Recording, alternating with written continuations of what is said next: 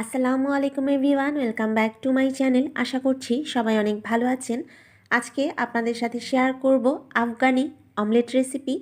তো নামটা শুনে হয়তো মনে হতে পারে যে এটা তৈরি করতে অনেক ঝামেলা, কিন্তু না ভিউয়ার্স, এটা খুবই সহজে খুব অল্প উপকরণে তৈরি করা যায়। একই ধরনের ব্রেকফাস্ট খেতে খেতে বোর ফিল করলে অবশ্যই এই আফগানি অমলেট ট্রাই করতে পারেন। নিশ্চয়ই আপনাদের কাছে ভালো লাগবে। আর এটি কিন্তু ব্রেড, পরোটা, হাতে বানানো রুটি সব কিছু দিয়েই ভালো লাগে খেতে। আর শুধু শুধু এটা খেতে খুবই ভালো লাগে। তো চলুন রেসিপিটি দেখে নেওয়া যাক। চুলায় একটা প্যান দিয়ে এর মধ্যে দিয়ে দিচ্ছি প্রায় 4 টেবিল চামচের মতো তেল। তো তেলটা একটু গরম করে নিব এবং যখন এই তেলটা গরম হয়ে যাবে তখন এর মধ্যে দিয়ে দিচ্ছি কিউব করে কাটা আলু। তো আলুগুলো একটু ছোট ছোট করে কেটে নিয়েছি, তাহলে দেখা যাবে যে এটা খুব তাড়াতাড়ি কুক হয়ে যাবে। আর আমি এখানে দুটো মিডিয়াম সাইজের আলু নিয়ে নিয়েছি। এখন এই আলুগুলো একটু ভেজে নিব আর এর মধ্যে অ্যাড করে দিচ্ছি পরিমাণ মতো লবণ। তো লবণটা আপনারা যতটুকু খেতে পছন্দ করেন সেভাবেই অ্যাড করে দিবেন। তো প্রায় 2 মিনিট আমি আলুগুলো একটু ভেজে নিব। 2 মিনিট মিডিয়াম আঁচে আলুটা ভেজে নিয়েছি। এখন এর মধ্যে দিয়ে দিচ্ছি হাফ কাপের মতো পেঁয়াজ। তো পেঁয়াজটাও আমি কুচি করে কেটে নিয়েছি। এখন এই আলু আর পেঁয়াজটা আবার একটু ভেজে নিব। আলু আর পেঁয়াজটা একটু ভেজে নিয়ে এখন এর মধ্যে অ্যাড করে দিচ্ছি টমেটো। তো আমি এখানে দুটো মিডিয়াম সাইজের টমেটো কিউব করে কেটে নিয়েছি। আর এর মধ্যে আরও দিয়ে দিচ্ছি কুচি করে কাঁচামরিচ এবং দিয়ে দিচ্ছি 1 চা চামচ লাল মরিচের গুঁড়ো। তো আপনারা যদি ঝালটা কম খেতে চান তাহলে লাল মরিচের গুঁড়োটা না দিয়ে এখানে অল্প করে কিছুটা কালো গোলমরিচের গুঁড়ো দিয়ে নিতে পারেন।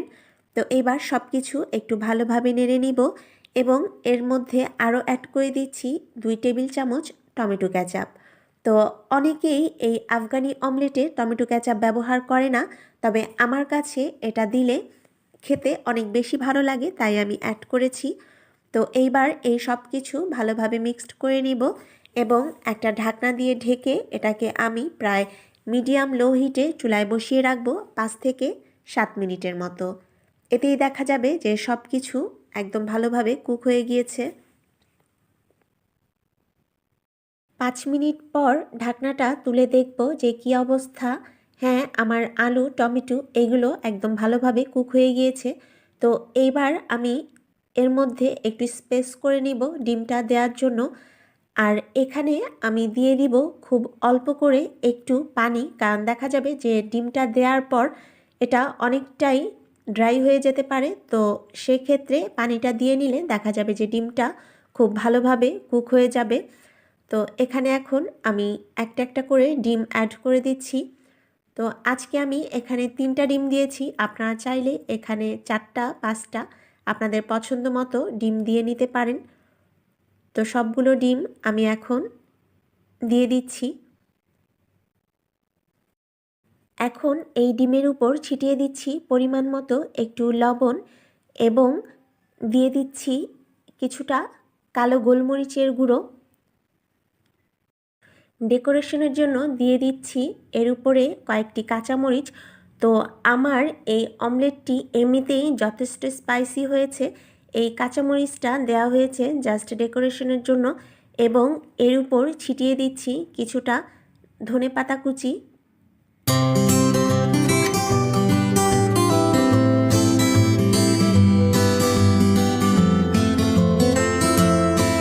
এখন এই ডিমের অমলেটটাকে ঢেকে দিব এবং চুলায় বসিয়ে রাখবো 5 মিনিটের মতো।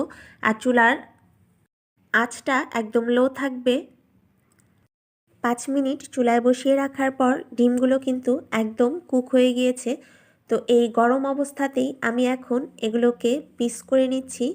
তো আপনারাও যখন এই অমলেট তৈরি করবেন তখন এভাবেই পিস করে নেবেন, এতে দেখা যাবে যে প্রত্যেকটা পিসে একটা করে ডিম থাকছে এবং যখন পরিবেশন করবেন তখন ঠিক এভাবেই করবেন। আমি অমলেটটা একটু হার্ড করেছি। কেউ যদি কুসুমটা নরম রাখতে চান তাহলে আর একটু কম কুক করবেন। আমি 1 পিস অমলেট একটা প্লেটে তুলে নিচ্ছি এবং আপনাদেরকে দেখাচ্ছি যে এটা কেমন হয়েছে। তো দেখে নিশ্চয়ই বুঝতেই পারছেন যে এটা দেখতে যেমন সুন্দর হয়েছে, খেতেও কিন্তু ঠিক তেমনই সুস্বাদু হয়েছে। গরম গরম এই আফগানি অমলেট কিন্তু ব্রেড, পরোটা সব কিছুর সাথেই খেতে খুব ভালো লাগে। তাছাড়া ব্রেকফাস্টে আপনারা শুধু শুধু এটা খেয়ে নিতে পারেন। এটা যথেষ্ট একটি হেলদি রেসিপি। তো আশা করছি আজকের এই আফগানি অমলেটের রেসিপিটি আপনাদের ভালো লেগেছে।